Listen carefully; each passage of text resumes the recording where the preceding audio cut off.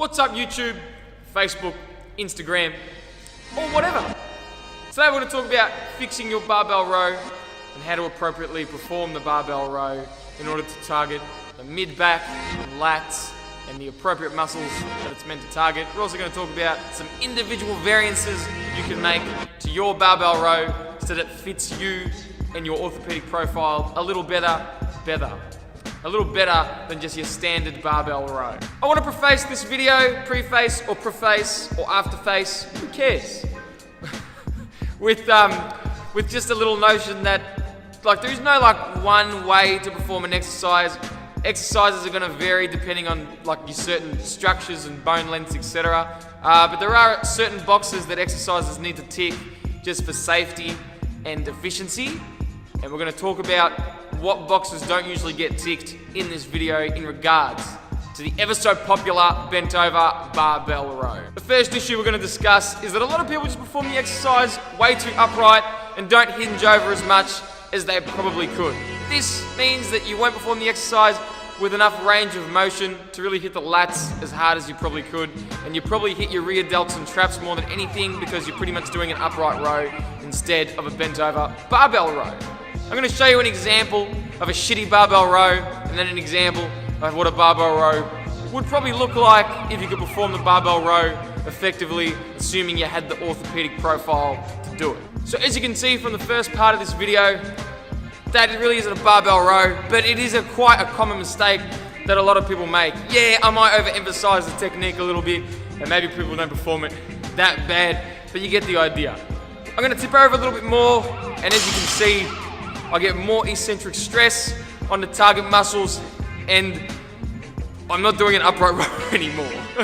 Not everyone can get in that position, and I understand that, so adjusting the stance width doesn't have to be as wide as I perform it in the video, but adjusting the stance width just enough so that you can tip over, and be as horizontal as you can be will help you feel your lats and mid-back more.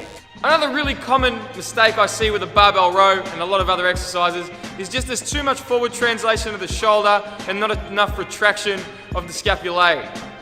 This isn't a big deal for rows, you won't recruit the appropriate muscles as effectively as you probably could. It becomes a bigger deal when you perform presses, but a way to think about it and perform it better is to just think your shoulders come down and back. It's a pretty common cue. Sometimes it doesn't work for everybody, so I like to think I'm drawing my shoulders to my butt cheeks, and that usually really emphasizes that down and back component of the exercise. And a lot of people don't forget shoulders to butt cheeks because it's a dirty, stupid cue, and it's just something that people remember. Another common mistake I see is a very weak grip. I've seen people hold the barbell like this, and it's just not an effective way to barbell row or to do really any exercise. You want to grip the bar as hard as you can, bend the bar, and I like to think you leave your fingerprints in the bar. This not only promotes more muscular tension, but also muscle rotation. I guess you could say that the exact same thing to a certain extent, but pretty much it just means squeezing the bar really hard promotes more tension across your entire throughout the entire lift. If you're lacking in grip strength, you can perform accessory exercises, or if you're just lacking the ability to grip really hard, you can perform accessory exercises that will help you grip, or you can perform accessory exercises with fat grips that will facilitate your grip. Because the fat grip is a bit wider, it does promote more tension, and you're forced to squeeze it a little bit harder, otherwise it'll just roll out of your hand and it's a little bit uncomfortable. So the last point I'm going to talk about is there's not enough shoulder extension and humeral adduction or adduction, and that just doesn't engage the lats and mid-back as much as squeezing your armpits and shoulders down and back could.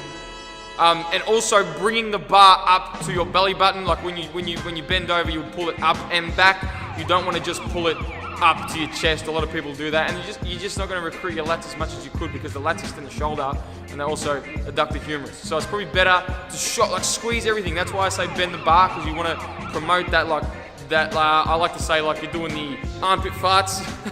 I want to promote that, so I engage the lats and mid-back as much as I can. I hope you guys found that video informative and educational, or however you found it. You probably watched it having a poo. Thank you very much for watching, and I'll speak to you in the next video. Stay heroic and all that cool stuff.